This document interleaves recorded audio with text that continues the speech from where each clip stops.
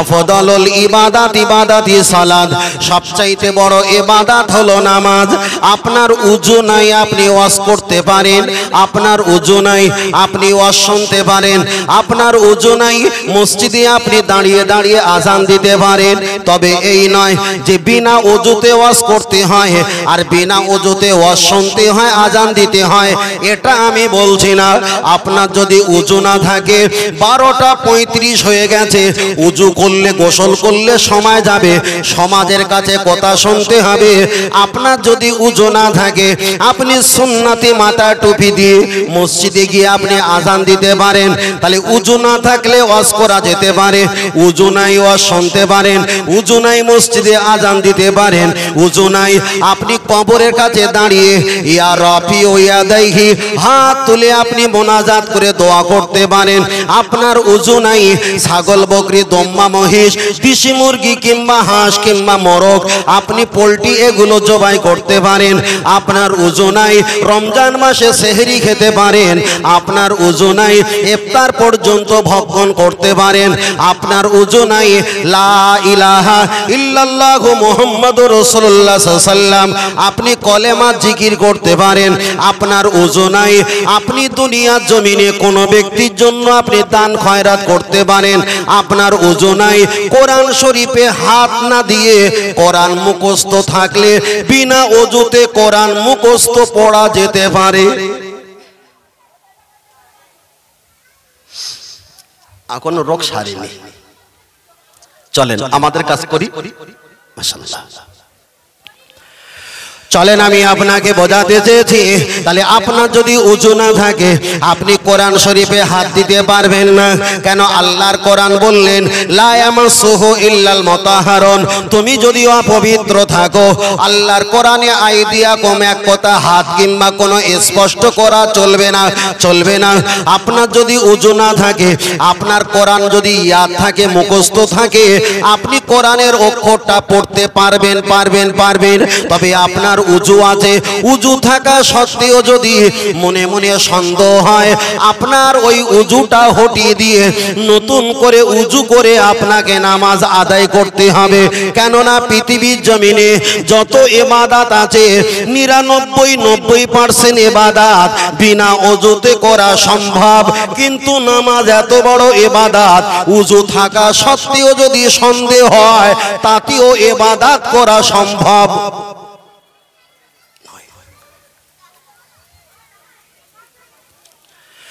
চলেন আমি আপনাকে বোঝাতে যাই। লক্ষ্য করে দেখা যায়, আপনার টাকা নেই, আপনি এবছরে কোরবানি দেওয়ার প্রয়োজন নেই। আপনার টাকা নেই, কারো কাছে ভিক মেঙ্গে ধার করে আপনার হজ কিংবা ওমরা যাবার কোনো প্রয়োজন নেই। আপনার টাকা নেই, দান করার প্রয়োজন নেই। আপনার টাকা নেই, ফিতরা দেওয়ার প্রয়োজন নেই। আপনার টাকা নেই, দেখা যায় যাকাত দেওয়ার প্রয়োজন নেই।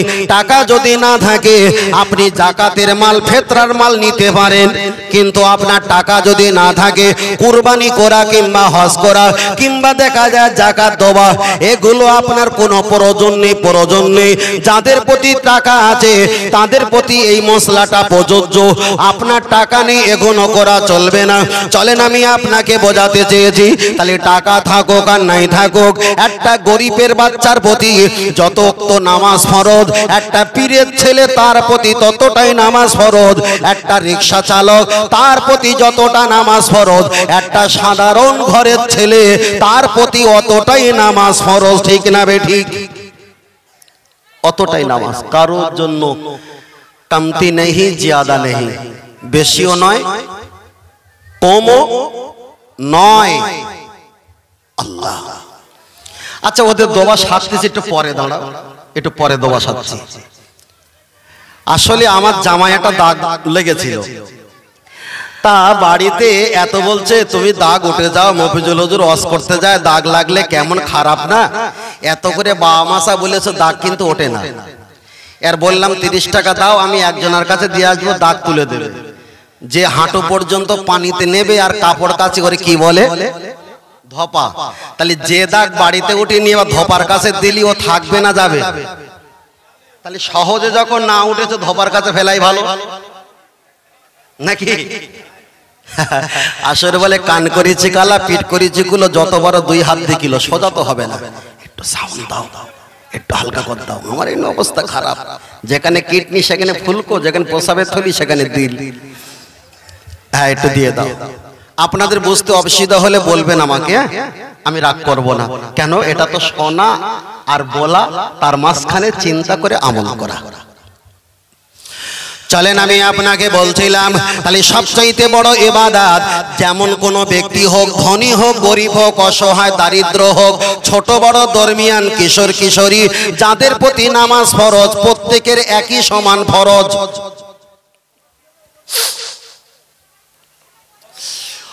ও আমার বাপজিরা, আমি আপনাকে বোঝাতে চাই, লক্ষ্য করে দেখা যায় আপনাদের কেবলা হলো কোন দিকে? পশ্চিম। কোন দিকে?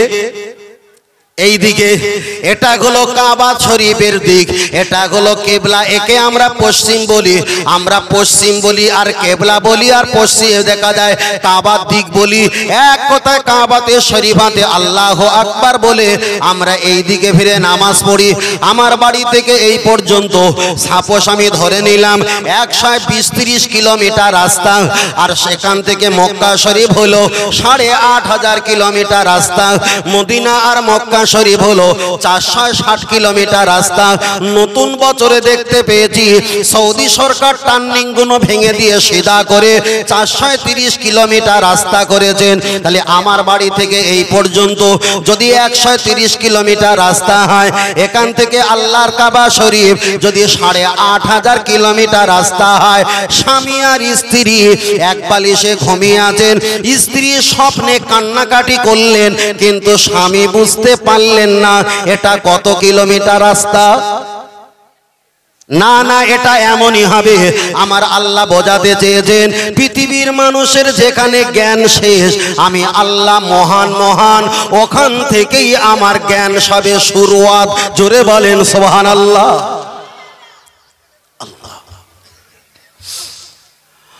ও আমার জামান যুবকের, আমি আপনাকে যে কথা বলছিলাম, লক্ষ্য করে দেখা যায় আপনার যদি শরীরটা অসুস্থ হয়, আপনি চেষ্টা করেন দাঁড়িয়ে দাঁড়িয়ে নামাজ পড়ার জন্য।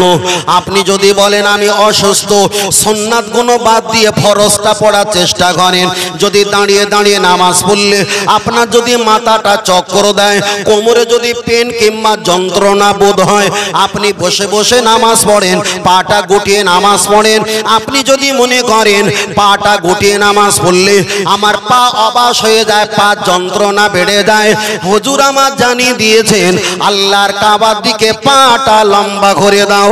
এখানে কিছু কিছু ব্যক্তি মনে করবে সুন্দরবন থেকে মফিজুল ইসলাম এসে ফতোয়া দিয়ে গেল আল্লাহর কাবার দিকে পা লম্বা করে নামাজ পড়তে হবে। আমি তো এমন ওয়াজ শুনিনি, আমি আপনাকে প্র্যাকটিক্যাল দেখিয়ে দিলাম। আপনি যখন নামাজ পড়বেন আপনার পা এমন থাকে না এমন থাকে। তাহলে পা কোন দিকে আছে? এবার যদি আপনি অসুস্থ হও, দাঁড়াতে যদি না পারো, যদি একটু হেলান দাও, তাহলে পা কোন দিকে গেছে? আল্লাহর কাবার দিকে গেছে। মশলা দিতে গেলে আগে পিছু ভেবেই ফতোয়া দিতে হবে। তাহলে আপনি যদি অসুস্থ হয়ে যাও, আল্লাহর কাবার দিকে পাটা লম্বা করে দাও। হুজুর আমার জানিয়ে দিয়েছেন আল্লাহর কাবার দিকে কেউ যদি একটা বার হরিকতি আমলকি বড়া অর্জুন কালমেঘ রজনী বিমাল তুলসী শেখর শান্তি মোসাফির দিলবার এমনকি খৈনি রাকেশ খৈনি রাজা খৈনি এতগুলো খাওয়ার পরে আল্লাহর কাবার দিকে যদি একটা বার ফেলে, ওই ব্যক্তিটা যদি তওবা না করে গুনাহ মাফ হবে না। ইচ্ছাকৃত অবজ্ঞা করে যদি ফেলে, ফতোয়া সেতে এসে কলেমাতুল কুফর কিতাবে অবজ্ঞা করে আল্লাহর কাবার দিকে পানের পিস কিংবা থুতু ফেললে, ওই ব্যক্তিটা বেঈমান আর কাফের হয়ে যাবে।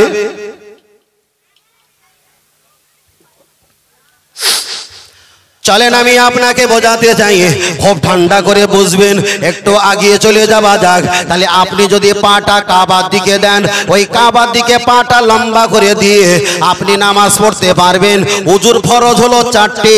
আপনাকে ঠান্ডা কিংবা গরম পানি মিশিয়ে প্রসেসিং করে আপনাকে উজু করতে হবে। কেন? আত্মহুর শাস্ত্রল ইমান, পরিষ্কার পরিচ্ছন্নতা ইমানের অঙ্গ।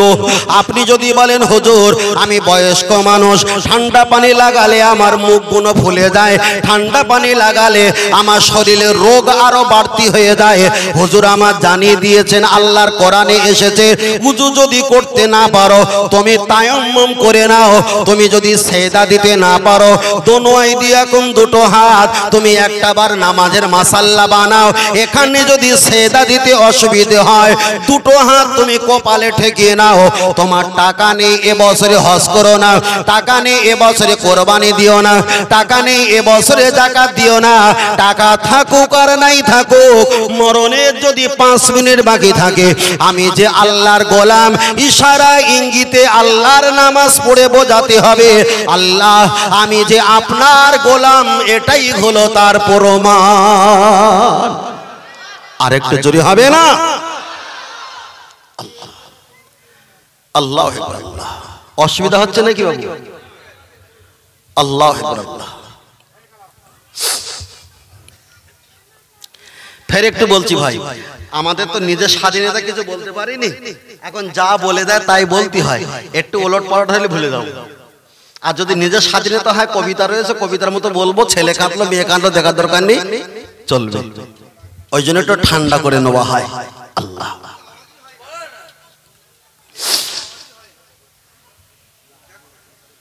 আল্লাহ।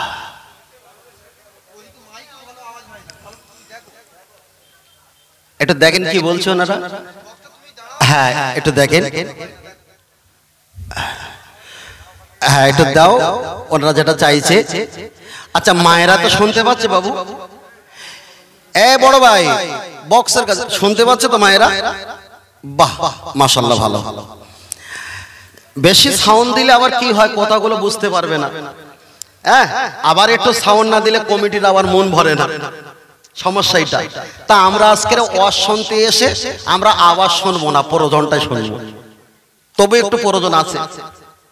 চলে আমি আপনার কাছে বলছিলাম, যে বিষয়টা বলছিলাম, তাহলে নামাজের সম্পর্কে বলতে বলতে অনেকটা লম্বা হয়ে গেছে। আপনি বলেন সবচাইতে বড় ইবাদত, ইবাদতের নাম হলো নামাজ। দুমতুন নয় আকার, ময় আকার না বয়াকার কথা আমি একটু বলছি, ঠিক বলবেন। নামাজ দুমতুন নয় আকার, ময় আকার, বুর্গির জ নামাজ। তুমতুন নয়তে নবী, মো আকারেতে আমার, ময়তে মাতাকে, আকারেতে আল্লাহর, বুর্গির জয়তে জন্য নত করিব আমার মাতা কার জন্য? মাশাআল্লাহ। তাহলে আপনি নত যখন করবেন, এই নত করাটা হবে একমাত্র কার জন্য? আমার আল্লাহর জন্য। পৃথিবীতে ঈসা, মুসা, দাউদ, আইয়ুব, শুআয়ব, জাকারিয়া, লূত, ইব্রাহিম, তাম পৃথিবীর জমিনে যত নবী এসেছে, আমার আল্লাহ একথা বলে দেয়নি তোমাদের জন্য ফিল আরদা, তাম পৃথিবীর জমিনটা আমি মসজিদ বলে ঘোষণা করে দিলাম। কিন্তু আমার আপনার নবী মুহাম্মদ সাল্লাল্লাহু আলাইহি ওয়াসাল্লাম দুনিয়ার জমিনে যখন অবতরণ হয়েছে, আমার আল্লাহ বললেন, হাবিব তোমার উম্মত যাতে আমার ইবাদত করার সুযোগ পেয়ে যায়, তার জন্য ফিল আরদ, তাম পৃথিবীর জমিনটা ইবাদতের জন্য মসজিদ বানিয়ে দিলাম। আপনি যদি মনে করেন আমি প্লেনে নামাজ পড়বো, অবশ্যই আপনি প্লেনে নামাজ পড়তে পারবেন। আপনি যদি বলেন আমি স্টিমারে, জাহাজে, লঞ্চে নামাজ পড়বো, আপনি নামাজ পড়তে পারেন, কোনো সমস্যা নেই। কিন্তু আমি আপনার কাছে একটাই কথা বলছি, আপনি যেখানে নামাজ পড়েন না কেন, এই সেজদা ইমাম সাহেবের পায়ের কাছে পড়তে পারে, এই সেজদা মসজিদের দেওয়ালের কাছে লাগতে পারে, এই সেজদা মুসল্লির পায়ের কাছে যেতে পারে, কিন্তু হাদিসের ব্যাখ্যা হলো এই সেজদা আল্লাহর কুদরতি পায়ের কাছে হাজির হয়ে যায়। আমরা সেজদা দেই একমাত্র কার জন্য? আল্লাহর জন্য, আল্লাহর জন্য। আল্লাহ। আমাদের সমাজে আবার যারা সাধারণ ছেলে দুটো মোবাইলের ভিডিও দেখে, তারাই আবার আমাদের থেকে বেশি ফতোয়া দেয়। আমার কয়দিন আগে ছিল ফ্লাইট ছিল, আমি যাব কোথায়? তেজপুর, মানে গুয়াহাটি নামলে ওখান থেকে 200 কিলোমিটার যেতে হবে, আর তেজপুর নামলে ওখান থেকে 25 কিলোমিটার। তাই এয়ারপোর্টে আমি তেজপুরে ফ্লাইট হিসাবে নেমেছিলাম। আমি গাড়িতে যাচ্ছিলাম, উজু ছিল, হাত মুখ ধুয়ে একটু পরিষ্কার হয়েছিলাম। আমি ড্রাইভারকে বললাম, ভাই তুমি একটু গাড়ি থামাও, আমি একটু নামাজ পড়ে নেই। ওরা 4-5 জন ছিল। ওরা 4-5 জন থাকার পর বললাম, ভাই একটু কেবলা কোন দিকে, পশ্চিম কোন দিকে? উনি বলল, ভাই গাড়িতে কোনো কেবলা লাগে না, আপনার ইচ্ছা অনুযায়ী আপনি নামাজ পড়ো। আমি জিজ্ঞাসা করলাম, ভাই গাড়িতে কোনো দিকে কেবলা লাগে না, আমি ফতোয়া জিজ্ঞাসা করিনি, আমি জিজ্ঞাসা করেছি কেবলা কোন দিকে। আবার আমাকে জবাব দিয়ে বলে, হুজুর গাড়িতে কোনো দিক লাগে না, কেবলা লাগে না, ইচ্ছা অনুযায়ী যেদিকে ফিরে নামাজ পড়ো। আমি বললাম, ভাই ফতোয়া আমাকে দিতে হবে না, কেবলা কোন দিকে বলো। পাশে একজন বসে আছে, উনি বলছে, হুজুর ঠিক বলেছে, কেবলা লাগে না, গাড়িতে ইচ্ছা অনুযায়ী আপনি নামাজ পড়তে পারেন। আপনি বলেন নামাজের ভিতরে বাইরে আল্লাহর কাবার দিকে ঘিরে নামাজ পড়া তাটা তো ফরজ, কেবলামুখী হওয়া ফরজ। তাহলে ড্রাইভার বলছে যে এখানে কোনো কেবলা লাগে না। কড়া মুফতি সাহেব একটা, পাশে একটা সিটে বসেছিল, সে বলছে, হুজুর উনি ঠিক বলেছে। কড়া মুফতি সাহেব দুটো। এবার যখন বলেছেন আমাদের ভিতরে বাইরে 13 থেকে 14টা, কেউ বলেছে 13টা, তার ভিতরে কেবলামুখী হওয়া ফরজ। আস্তে আস্তে কিনা নিচু হচ্ছে। তাহলে মুফতি সাহেব কটা পাওয়া গেছে? দুটো। আমি ড্রাইভারকে বললাম, ভাই তুমি বলো কেবলা হলো কোন দিক? বলে, হুজুর আমি জানিনি। তাহলে কেবলা কোন দিকে যদি না জানো, আগে তো বলা দরকার ছিল। বলছে, হুজুর সবে 3 দিন আমি এই রোডে গাড়ি চালাচ্ছি। মেজাজ ঠিক থাকে?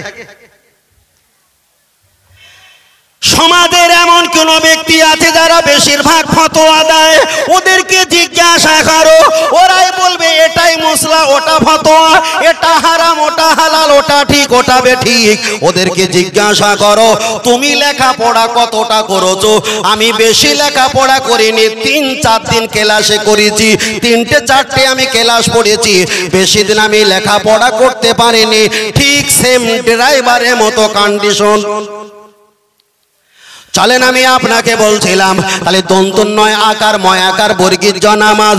দন্তন নয়তে নমিম, আকারেতে আল্লাহর, ময়তে মাতাকে, আকারেতে আল্লাহর, বর্গীর জয়তে জন্য, নত করিব আমার মাতা আল্লাহর জন্য। আপনাদের এই এলাকা থেকে নিয়ে কেউ হাওড়া হুগলি নয়, কেউ দেখা যায় দিনাজপুর পুরুলিয়া, দেখা যায় এদিকে আসাম, এদিকে গুয়াহাটি, এদিকে শিলচর, এদিকে তেজপুর, এদিকে বোম্বাই, দিল্লি, লখনৌ, কাতার, বিভিন্ন দুবাই, সৌদি, বিভিন্ন জায়গায় কাজকর্ম করে। আপনারাই তো বলেছিলেন সেজদা একমাত্র আল্লাহর জন্য হবে। চলেন আমি আপনার কাছে সুন্দর একটা ব্যাখ্যা দেই। কোন একটা ছেলে আপনাদের এলাকায় এখন বিভিন্ন জায়গায় কাজকর্ম করে, বোম্বাইতে ধরে নিলাম, 2 বছর পরে আপনাদের এলাকায় আসবে, আপনার এলাকায় আসবে, ওনার বাসস্থান, ওনার জন্মভূমিতে। একবারও স্ত্রীকে ফোন করে বলেনি, একবারও আব্বাকে ফোন করে বলেনি, কোনো হোয়াটসঅ্যাপে, কোনো ফেসবুকে স্ট্যাটাস দেয়নি। ঠিক 2 বছর পর ঝিমঝিম করে বৃষ্টি হয়, আপনাদের মোড়ে গাড়ি থেকে নেমেছে, আর 3-4 কিলোমিটার হেঁটে হেঁটে কষ্ট করে উনি বাড়িতে ফিরবে। আর বাড়ির পরিবার অকস্মাৎ ব্যক্তিকে পাবার পরে ওরা আনন্দে আত্মহারা হয়ে যাবে। এই আশা আর ভরসা নিয়ে রাত 3টে সময় 2 বছর পরে ওই যুবকটা যখন 1 তলা থেকে 2 তলায় উঠেছে, যে স্ত্রী যে কামরা ঘুমিয়ে থাকে ওই কামরার দরজাটা বন্ধ করা আছে, কিন্তু স্ত্রী পাশে অপরিচিত ব্যক্তির 2টো বুট জুতো রাখা আছে। মেজাজ তখন ভালো না খারাপ? আমি এমন কোনো অশালীন বক্তব্য করব না, কেন বাপের পাশে ছেলে বসে, মায়ের পাশে মেয়ে বসে, আমি অসামাজিক কোনো কথা বলবো? আল্লাহ, ছেলেটা 2 বছর পরে কাউকে জানালেন না, কোনো ব্যক্তিকে না জানিয়ে 2 বছর পরে হঠাৎ করে গভীর রাতে যখন দরজার কাছে এসে একটা বার দেখে আমার স্ত্রীর জুতো আছে, স্ত্রী পাশে বুট জুতো একটা অফিসারের মতো জুতো রাখা আছে। টেনশনে, অটোমেটিক টেনশনে আর টেনশন মাথা পাগল। হঠাৎ করে কাউকে ফোন করে ইমামকে বলে, ইমাম সাহেব হুজুর আপনি দেখেন আমি ভিডিও কল করছি, আমি 2 বছর পর বাড়িতে এসেছি, আমি কাউকে জানাইনি, আমার স্ত্রী যে কামরায় ঘুমায় ওই কামরায় ঘুমিয়ে আছে, কিন্তু স্ত্রীর জুতোর পাশে অপরিচিত ব্যক্তির জুতো আমি দেখতে পেলাম। ইমাম সাহেব সান্ত্বনা দেওয়ার জন্য বললেন, হয়তো তোমার স্ত্রীর শরীর খারাপ হতে পারে, তোমার বড় সম্বন্ধী কিংবা শালা বাবু তোমার স্ত্রীর কাছে থাকতে পারে, তাহলে ভাই আর বোন এক জায়গায় থাকলে এখানে তো টেনশনের জায়গা। চট করে আবার ইমামকে ঘুরিয়ে বললেন, ইমাম সাহেব আমি যে পরিবারে বিয়ে করেছি আমার শালা সম্বন্ধী আমার শ্বশুররা ওরা ফুটপাতে তো পেঁয়াজি আর চপ বিক্রি করে, ওর বাপ জীবনে বুট জুতো পরেনি আর ছেলেও পরিনি। টেনশনটা বাড়বে না কমবে? আরো বাড়বে। আমি বেশি চেপে বলছি না, একটু হালকা করে বলে যাচ্ছি। তাহলে লক্ষ্য করে দেখা যায় হালকা করে দরজাটা ফাঁকটা খুলে দেখতে পায়। দেখতে পাওয়ার পরে উনি বুঝতে পারলেন আমার স্ত্রী উলঙ্গ হয়ে আছে। অপুরুষ ব্যক্তি তিনিও উলঙ্গ। স্ত্রী তার বুকে মাথা দিয়ে অট্ট হাসি প্রেমের কাহিনী করা শুরু করেছেন। এখন বিচার আদালতে যদি বলা হয় তুমি বোম্বাইতে থাকো, অনেক টাকা আয় করেছো, তোমার স্ত্রী অপুরুষ ব্যক্তি বুকের উপরে মাথা দিয়ে ঘুমিয়েছিল, এটা তুমি মেনে নাও। সত্যিকারে কোন যুবক ছেলে যদি আল্লাহকে ভয় করে এমন কাজ কি মেনে নেওয়া সম্ভব? এবার আপনার কাছে সেই পিছনের কথা ঘুরে আসি, সেজদা দেবে একমাত্র কার? আল্লাহর। তাহলে বিচার আদালতে ছেলেটা বললেন, হুজুর আপনি জানেন না আমি 30,000 টাকা অ্যাকাউন্টে দিয়েছিলাম আমার আব্বা মায়ের ঔষধ কেনার জন্য, ওই 30,000 টাকা ওনার বড় ভাইয়ের ধার দিয়েছে। আমি মোবাইল কিনে দিয়েছিলাম, 6 মাস হয়নি 40,000 টাকার মোবাইল উনি পানিতে ফেলে ক্ষতি করে দিয়েছে। আমি তাতে কিন্তু আমার স্ত্রী প্রতি আমি মনক্ষুণ্ণ হলাম না, কিন্তু স্ত্রী যখন আমার সঙ্গে বিবাহ শাদী হয়ে গেছে ওই স্ত্রীর জান মাল চেহারা সবকিছু আমি স্বামী আমার ভোগ দখল করার দায়িত্ব, কিন্তু ওই স্ত্রী মাথাটা নিয়ে অপুরুষ ব্যক্তির বুকের উপরে দিয়ে যখন ঘুমিয়েছিল, আমি জীবনে সত্যকারী আসল স্বামী হয়ে ওই নকল স্বামীর বুকের উপরে মাথা দিয়ে ঘুমানোর কারণে আমার স্ত্রীকে মেনে নিতে পারি না। আপনি বলেন এই সেজদা করার জন্য আল্লাহ দিয়েছে আমাদের, আল্লাহ আমাদের সেজদা করার জন্য পৃথিবীর জমিনে পাঠিয়েছে। ওমা খলাকতুল জিন্না ওয়াল ইনসা ইল্লা লিয়াবুদুন। আল্লাহ জিন আর ইনসানকে আল্লাহর ইবাদত দাসত্ব করার জন্য আল্লাহ পাঠিয়েছে। যদি একটা স্ত্রী নিজের স্বামীর বুকের উপরে মাথা না দিয়ে অপুরুষ ব্যক্তির বুকের উপরে মাথা দেওয়ার কারণে স্বামী যদি তাকে ডিভোর্স আর তালাক দিয়ে দেয়, আপনার যে কপাল আল্লাহ দিয়েছে এই কপালটা একমাত্র সেজদা হবে আল্লাহর। আল্লাহকে সেজদা না দিয়ে কোনো হুজুরের পায়ে কোনো কবরে মাজারে যদি সেজদা দেওয়া হয়, তাহলে একটা স্বামী যেমন স্ত্রীকে বয়কট করেছে আল্লাহ তোমাকেও হাসরে বয়কট করবে না? তাহলে এখানে আমি খুব হালকা করে বলেছি, এখানে আমরা একটা জিনিস পরিষ্কার হয়ে গেলাম, জীবনে মরণে অনেক ভুল করব, কিন্তু সেজদা হবে কার? আমি একজন হানাফি মাযহাবের মানুষ, আমি ফুরফুরা সিলসিলা আবু বকর সিদ্দিক রহমাতুল্লাহ আলাইহির মতদর্শের মানুষ। আপনি বলতে পারবেন ফুরফুরা দরবার শরীফের কোন আলেম পীর সাহেব কবর সেজদা করে? অন্যান্য ব্যক্তিরা যারা পীর মাশায়েখ মানে তারা সেজদা করতে পারে, তাদের মত আলাদা, কিন্তু আমাদের ফুরফুরা পীর আবু বকর সিদ্দিক রহমাতুল্লাহ আলাইহি, বসিরহাট আল্লামা রুহুল আমিন রহমাতুল্লাহ আলাইহি এই মতদর্শের ক্যাটাগরিতে কোরআন হাদিসের আলোকে আমরা কোন পীরের পায়ে সেজদা করি না, সেজদা করি না। কেন? পীর ওলি আমরা মানি আল্লাহকে নবীকে সহজে পাওয়ার জন্য, তবে আমরা কাউকে সেজদা করি না। আল্লাহ আমাদের সকলকে হেফাজত করেন, বলেন আমিন। আর একটু সকলে বলেন আল্লাহুম্মা আমিন। ফের একটু দরুদ শরীফ পড়ি মোহব্বতে, আল্লাহুম্মা।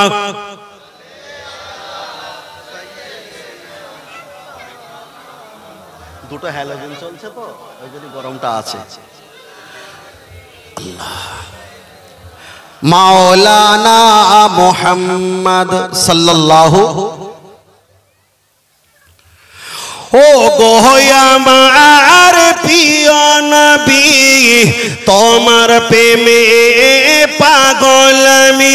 হায় জন্ম আমার ইন্ডিয়াতে, রেখোছো আমায় পাগল করে।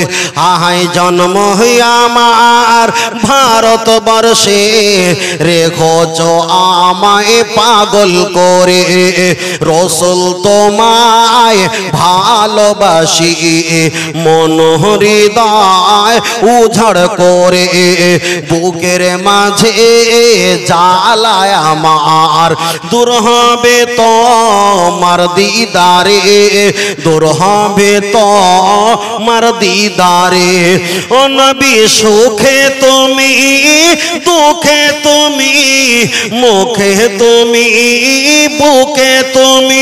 হায় মায়া যদি লাগে তোমায়, মায়া যদি লাগে তোমায়, দিদার দিও স্বপ্ন যোগে। রসুল তোমায় ভালোবাসি, মন হৃদয় উঝড় করে।